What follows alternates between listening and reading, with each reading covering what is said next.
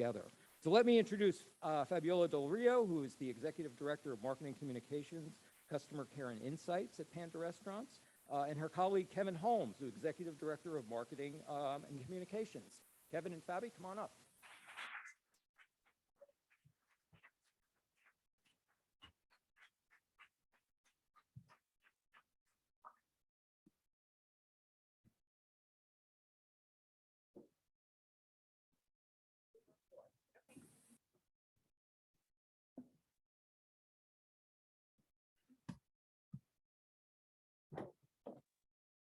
Let's start top down from the branding and media angle. So Kevin, let's first of all sort of level set. Tell us about the Panda Restaurants, the specific brands that we represent and footprint. But then also let's talk about the strategy and the value proposition that you're working from. Yeah, definitely. Good morning, everybody. Thanks for tuning in. Had a great week meeting a lot of you. Thank you, Steve and the team MediaPost for putting this on. It's been a great week. But appreciate being here to talk about Panda Express, Panda Restaurant Group that Fabiola and I both work on. So Panda Restaurant Group is predominantly Panda Express. We started off as Panda Inn, which is a restaurant in the Pasadena area, and more of a sit-down restaurant, and became a more convenient version through Panda Express. And now we have over 2,200 locations, predominantly in the US, but we're also global in about 12 different countries. And continue to build new stores, new restaurants every day. Yeah. What's the value prop and the differentiation in the market? For Panda, our value proposition really comes from our unique brand strategy, I would say. We are a brand who is immigrant founded and immigrant led. Our brand strategy centers around being unapologetically American Chinese and celebrating that both through food but also through culture. And so our differentiation comes through our storytelling, how we share authentic stories and authentic occasions through American Chinese and Chinese heritage, but also bring that into our food as a way to educate and invite others to try new cuisines, try new cultures. I'm curious, do you come at that strategy understanding what the nature of your competition is? Because basically you're competing with local mom and pop Chinese food restaurants. So so it seems as if this is a marketing strategy that clearly acknowledges what the nature of the competition is and the story you need to tell if you're going to get in there, because you're not going to get in there by saying, well, we've standardized it all. We've McDonald's your Chinese food for you. That's a great insight, Steve. Yeah, absolutely. We do our best to stay as authentic as we can to the culture and the ingredients we use. When we think about competition and local mom and pop Chinese restaurants, we are not out there to try to steal share from them. Our goal is to prop up the entire category, especially Chinese cuisine, which has a lot of misperceptions about it. And so if we can focus on the quality ingredient side, if we can tell stories about the techniques of cooking with a wok, for example, we hope that we're propping up Chinese cuisine all over the U.S. Okay. Well, let's take a look at the messaging, and then on the backside, I want to talk about the actual media strategy. All right. Hello, Mr. Davis. Hey, Mr. Lee. 新年快乐. And happy Lunar New Year to you too, Mr. Lee. Big celebration this year? Oh, yeah.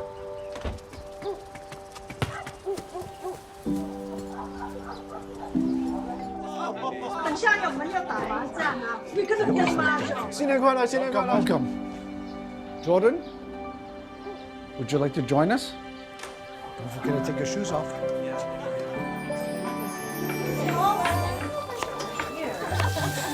Jordan, 新年快乐.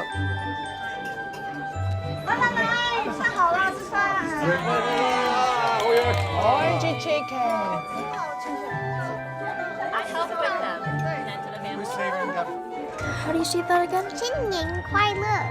新年快乐. Try some soup. Eat. Oh, she got it. Soup.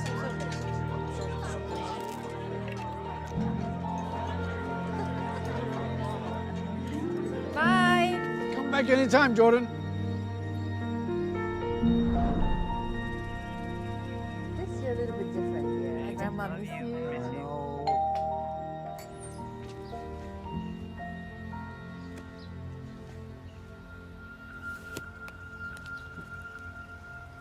新年快乐, Mr. Lee.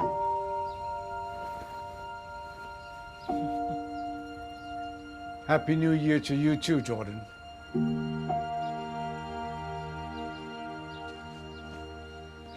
got some shrimp. Broccoli beef. Did you guys know I saw Mr. Lee today?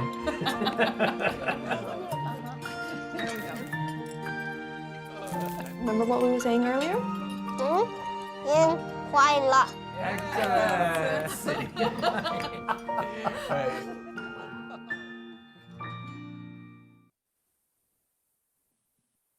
Before I go to the larger media strategy, who's watching that where? There's actually a longer version of that, but who's watching a storyline? That's a 2-minute video. Who's watching it where? And what's the end? What's the point of it? We mainly placed it on Hulu. That was our big CTV partner for that. But the goal of this video, and Lunar New Year is one of those holidays or milestones for us that's an important part of our year, one of our biggest campaigns of the year.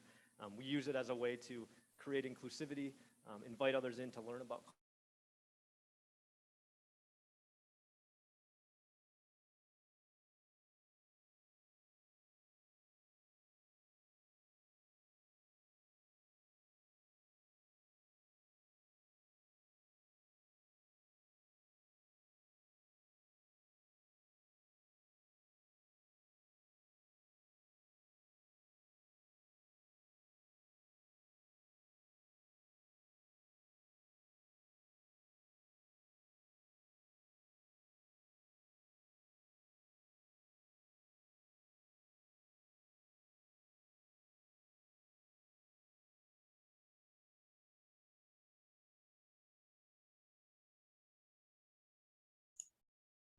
Ladies and gentlemen, we're still experiencing some network issues. We're getting them resolved as quickly as possible. Thanks for standing by.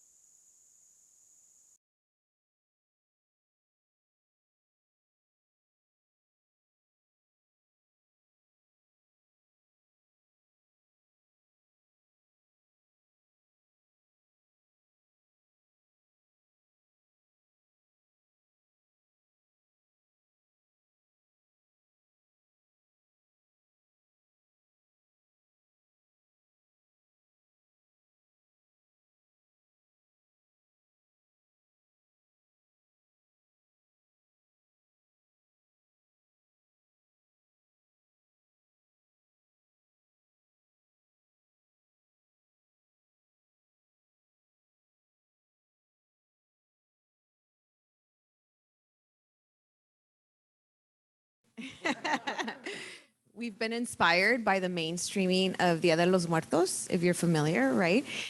There's a Disney movie, Coco. So when we saw that, we thought, let's mainstream Lunar New Year. So we sort of went all in. And what we do at the local level is we have a program that we call Lunar New Year, Let's Explore. We partner with last year it was 2,400 schools where our operators go into the local schools and they teach principles of Lunar New Year. They show a video and they bring in food. They bring in noodles that represent long life and orange chicken. And we are then integrated into the communities. So it's one of my favorite programs. It's super high touch, but super high impact. So. Okay, one of the reasons I have you two together is to talk about the connections between the two of you. So tell me on the top level, before we come back to Fabi and talk about these tactics and what informs them, on the top level, what's the media strategy? What air cover are you doing on the national level? And in order for Fabi then to pick it up on the local level? Yeah, a lot of our work is driving awareness of the brand. You know, Panda isn't as penetrated as a lot of our competitors. And, you know, we see a lot of growth happening on the northeast side of the country, you know, down through California and Texas. We're really well developed. And as we expand northeast, we have a different challenge. And so my role is about generating that awareness, making sure the brand is represented for what we stand for, and getting people to consider Panda. You know, a lot of our markets will have many restaurants where we really take advantage of that impulse purchase. Drive time traffic becomes a very key moment for lunch occasions, dinner occasions. And as COVID set in, we lost a lot of that impulse purchase. And so, you know, we shifted our media strategy to combat that, but also how we show up in the communities and support them and put our footprint in the communities of how we give back has been the big differentiator So for us. before I let go, because I'm MediaPost and I'm dogged about this, I'm not going to stop until I get the media plan. So is this TV? Is this radio? Is this print? What is the mix look like in a given area? Because again, I'm sure you're still doing this mainly regionally. Are you doing any national? Yes, we do. So for a Lunar New Year campaign, it typically would not have a TV commercial. We Okay. learn long form video or something more digitally focused. When we launch a new product, which happens about 2 times a year, we usually run a national TV commercial and then extend that down through digital marketing, whether it's video, social, or down to display to convert. How has that plan changed in the last, in the 18 months during pandemic? Yeah. How has your allocation mix changed? We've definitely increased our percentage of spend towards digital advertising. In fact, some of our campaigns that in the past would typically have a TV commercial attached to it went to 100% digital. We also, Okay, but again, on me, what digital? Are you using CTV? pre-roll, Yeah. pre-roll, CTV, search, performance? Which of those is most important to you? so CTV has been huge for us because it's a way to tell our story in more of a storytelling format. So Okay. our CTV spend as a percent of our spend has gone up about 50%. Total digital marketing has gone up about 70%, with a lot of it hitting display. As I mentioned, we have been a brand who invests in out of home, and when we lost that impulse occasion because drive time traffic declined so severely, we shifted that to more display to capture those online impressions and where people were spending their time. So we've seen our digital and search as well. Search all the way down to the bottom of the funnel has increased as well. But I would say if I were to tell you in a rank order of what got the biggest shift, it would definitely be display first, CTV, and then probably our social media. Okay, now I'm happy. Took a while. I'm dogged. Love it. Okay, so let's go back to you, Fabi. and Yes, Talk yes. about how this messaging and media plan relates then to the local pieces. And let's go into more detail about the local pieces. We started by talking about the school program, which I think Yes. is really interesting, what you guys Yes. are doing there, Mhm. but it ties back to the storytelling approach. That's here. right. But go on, let me stop. That's talking. right. That's where we are very lockstep, right? We plan this annual campaign together where our teams are participating in the national, and then we take the extension, we leverage all the creative assets, we look at what they're doing from a media standpoint, and then we fill in the gaps at the local level. One big shift that we saw, one big pivot, right, magic word, during the pandemic was I had Kevin's job before, so I understand the nuance. And now I got to sort of create community marketing for Panda. It didn't exist 2 years ago. I had the opportunity to work I was the VP of marketing at Mendocino Farms, and they spent literally $0 on paid media. So I learned how to get guerrilla. Right? And I learned what it means to do one-to-one at a local level. So what we did during the pandemic is in peak pandemic, we had a tale of two businesses. Our drive-through businesses were up 13%. Our non-drive-throughs were down 13%. So we said, forget the drive-throughs. Kevin's got that. What can I do to help reignite our non-drive-throughs? If you think about that peak pandemic time in July, we were all concerned about what was happening in our communities, right? We wanted to know what the hospitalizations rate were, what were the infection rates. So it was the same for all of us visiting restaurants. Which restaurants are open? Who delivers? So we got guerrilla. We had not used direct mail as a tactic. We did. We had been awarded the Ipsos Award for the safest restaurant in the country 2 years in a row. And you all know safety became the new service during the pandemic. So we led with that message in direct mail. We led with the creative LTO hero that Kevin was advertising at the time. And we said, come visit, we're contactless, we deliver. So we saw a huge, we were able to get that negative 13% for non-drive-through. We closed the gap. We were flat by the end of the year for the non-drive-throughs. So that guerrilla approach was getting very tactical, 3 miles. We did some geo-targeted digital ads. We did some outreach to schools. We had a fundraising platform. I know Mark said that that's his secret weapon. That was ours too. We launched a virtual platform that allowed our organizations to fundraise virtually. We have 2,300 locations nationally. So if my son is raising money for his local baseball team, his grandmother in New York can participate because there's a local panda there. So we completely rejiggered the way that we do community marketing the last 2 years, and it's proved to be very impactful. Right. Tell me, okay, I'm going to get dogged again. Yeah. Tell me about the nature of that reorganization. Or actually, you kind of built it. Did you reorg it, or did you really built it from almost from scratch? But tell me about what you learned about organizing this so that you are ready Yes. to work on the local level. You're working with local organizations. You're able to do local and geo-targeted media buys. Yes. And you're working through social channels. That takes an organization. That takes a plan. So bring me into that. Yes, it was not just a reorg, it was sort of a build from the bottom up, and really leveraging that experience that I got at Mendocino Farms in getting Gorilla, right? Understanding what that meant. So we had a new team, and I know Kevin very well. We worked at Nestle before Panda. So we have a relationship built on trust. So it was very much like, okay, he would say, what do you need? What resources do you need? We use the same agencies. And then from there, we built the people and we reorged. I also, when I first came back and I came into the job, I said to the community marketing team, I know that you are sort of the redheaded stepchild because nobody wants the high touch job, but I will help build this organization so that everyone wants to be on this team. We're not there yet, but we're working on it. But one of the key choke points for almost any QSR, especially on the local level, is communicating and getting buy-in from either franchisees. You're mostly owned and operated, right? So 99% privately held. But you've got general managers, you've got people who have to buy in. Sure. And that's always one of the choke points when it comes to communicating national to local. You got it. Tell me how you handled it and some of the things you learned Yes. about making that work. Yes. I think Stephen from Golden Crust said it yesterday, your marketing is only as good as your operations. And it's so true. What we do at Panda, we launched a platform to help communicate the initiatives with our operators. And our general managers we are able in our business model to drop down profit sharing to the general manager. So they're very invested in helping grow their stores. So we are able to both have the local programming, the guest facing program, and then it interfaces with an operations facing program that the operator is then able to approve events, they're able to engage, they're able to target. We tell them these are the leads for the PTAs, the local PTA moms, go reach out to them, help them set up events with the store. So it is a choke point, but if you're able to set up a system where the manager is incentive, show me a top performing store and I'll show you a top performing general manager, right?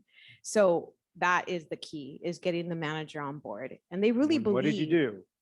They really believe in this idea of when we had our Reignite program for our non-drive-throughs, they were all in because they saw the impact, right? If they don't see the impact, they opt out. Right. And then there's just no action. But when they see the impact, and during the pandemic, they really believed in helping the community, right? They wanted to uplift the community because we all needed it. So they got behind every one of our initiatives. There was very few, I would say we had a 95% engagement rate with all of the operators in the program. You also, though, take an active interest in their career development. We sure which do. That's I know that we had talked about this before, and that particularly struck me as something important to talk about. Yes, I had this conversation with some of the team this morning. So we are a very culture, people first company, and it's hard. You hear that, you've heard that all week. Ever since I joined Panda, it's transformed my life because we hold you accountable for continuous learning. We hold you accountable for a better version of yourself every day. And that is what we do with our general managers. And so you see them come in as counter help, and then they just rise because we invest in their growth. It's no different than what a lot of our brands do, but we hold you accountable. When I hire new associates, they say, well, yeah, I read that somewhere else. I'm like, yeah, but I will hold you accountable. I will ask what you're doing to grow yourself every day. So, but you also know, I think when I had spoken to you a while ago, one of the things that impressed me is how much they make and how much they're growing. 90%. And that part of the goal here is that you sort of have goals for what you want your general managers to be able to make. You got it. 90% of our general managers make 90K plus. So it is, and our goal is for all of them to make 6 figures and to own a home. We're having to change that because home ownership for Gen Z and millennial, not important. So they're not as incentivized, but those are the goals because we're like Kevin said, we're an immigrant-led company. So that's important for immigrants. And so that's where the incentive comes from. Which leads us to one of the biggest challenges of the last 18 months, which Yes. is that particular immigrant community and Yes. hostility, the irrational hostility that it faced. So I want to bring Kevin you back into it because this has something to do with the overall messaging that you guys chose to do. This was clearly a big challenge. My local mom and pops actually shut down for like a month. I couldn't contact them. So clearly this was, this was sending an incredible chill through the community. How did you decide, what strategy did you choose at the national and branding level for this? And then Fabio, I want to go back to you and talk about the local execution. Yeah, definitely. Early on, it was February of last year, 2020, when we started to see a lot of these incidents pop up in our communities. Some of our managers driving a branded Panda Express vehicle would be targeted because blame was placed there. So we saw the rise of xenophobia come up throughout all of our restaurants. And we, as Fabi mentioned, we have a really close connection with our operations team. We were doing weekly calls twice a week to just keep them informed of what's happening, policies, protocols for safety. And that's where we started to really understand the depths of the racism a lot we're facing in store. And so, as an immigrant-led company, I don't want to step on that, but by the way, so you're getting bottom-up feedback, and I think that's important as we start talking about what messaging you chose to go with. Right, because depending on where you get your media from, you're going to hear a different story. So to hear it from the ground level and what they were facing day to day was a big unlock for us to understand what was happening. And we really do listen. They're our partners, and we want them to feel safe and secure. So it was a big turning point for us. And our boss is the daughter of the founders. She's an amazing leader, and she was the one who really pushed the organization along with the founders to have a strong voice. And are we going to stand for this, or are we going to use our platform to support AAPIs, other underserved minorities out there? And we went all in with that. And it's, a lot of different things happened. Andrea, the daughter who we report to, wrote an open letter to the community on our platforms about her experiences with racism as a child. And just that effort alone, for at least internally, our operators, feel seen and feel heard when they have that support. And it doesn't feel like it's just them, but, different people in our organization going through very similar situations and sharing those stories help others feel validated and seen. And so that was a big step. We always communicate around May, which is Asian Pacific American Heritage Month. And we took that opportunity during COVID to really shift our strategy and focus on how can we give back to the communities. We created a Panda Community Fund, which is a $10 million fund over the next 5 years to underserved and underprivileged communities that have organizations that are leading great efforts.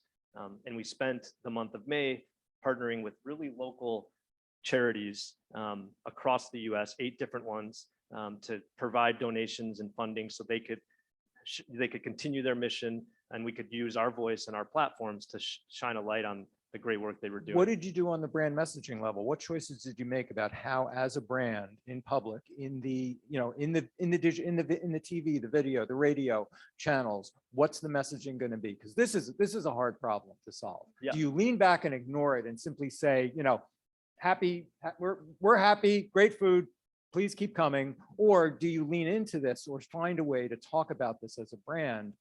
What choice did you make? Just in terms of messaging, what was the brand message? Our messaging came a lot through our media conversations and interviews and partnerships. A lot of it was through partnerships with the local organizations, and how can we find groups that are doing things that we align with and that are supporting communities that we can help out.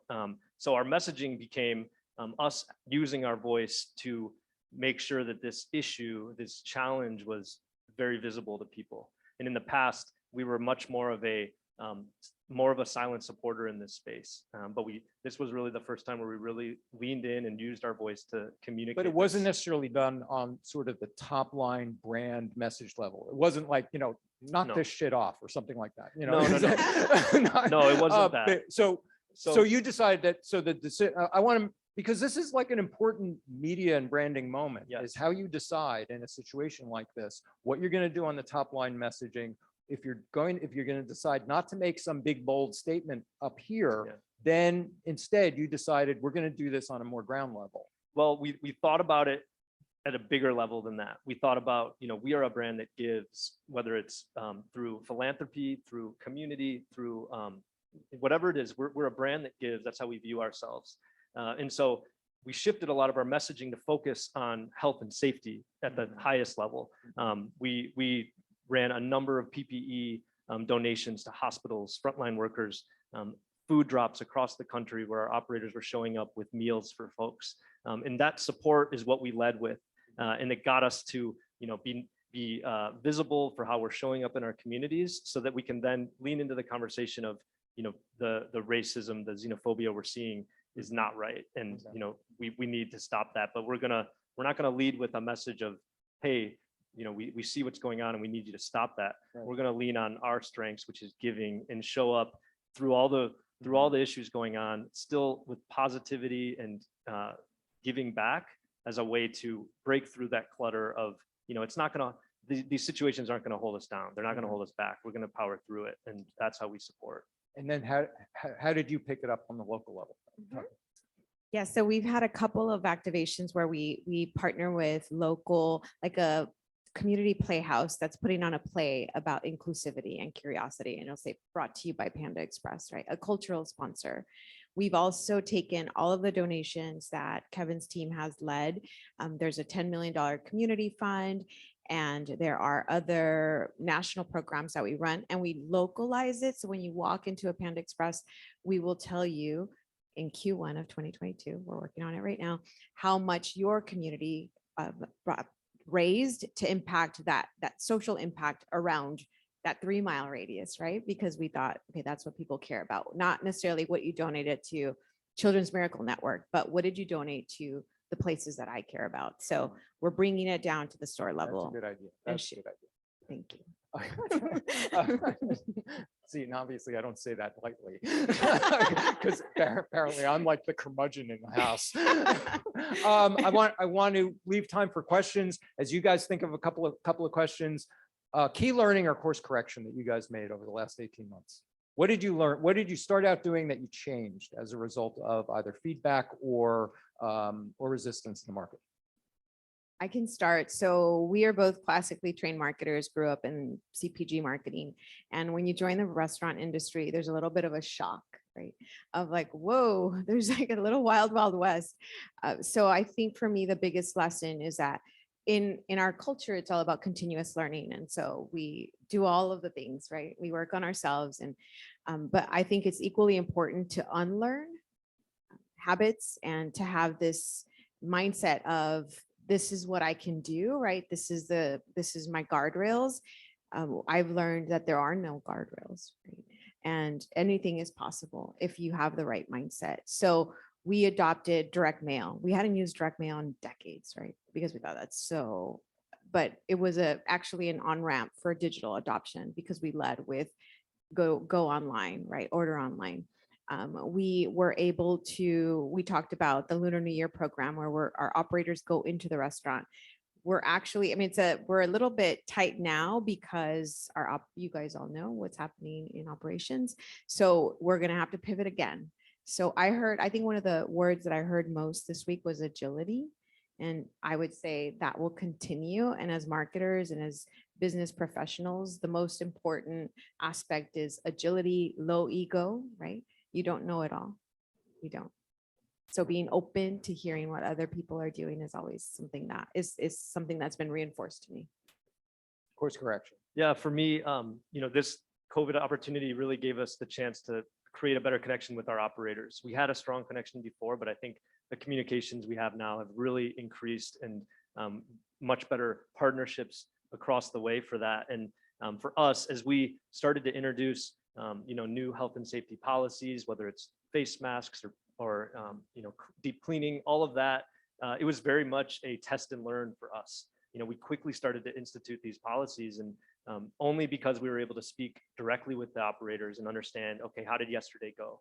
okay, here were our challenges yesterday. And then back at our support center, which is our headquarters, iterating those policies and getting them back out. And so I think what I learned most is, we've always known that everything lives and dies with our operator team, but we can never give them enough support, whether it's communications or policies or programs. And the more that we can do that, the better off they feel in their restaurants to create a safe environment for our communities. Guys?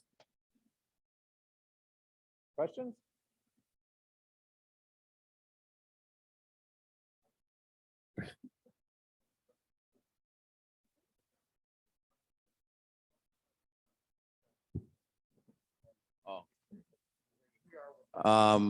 Good morning, right? Stephen Goldencrust. I'm sure they could have heard me, but this is fine too. From an owner operator standpoint, I'm sure you guys have like an operations team.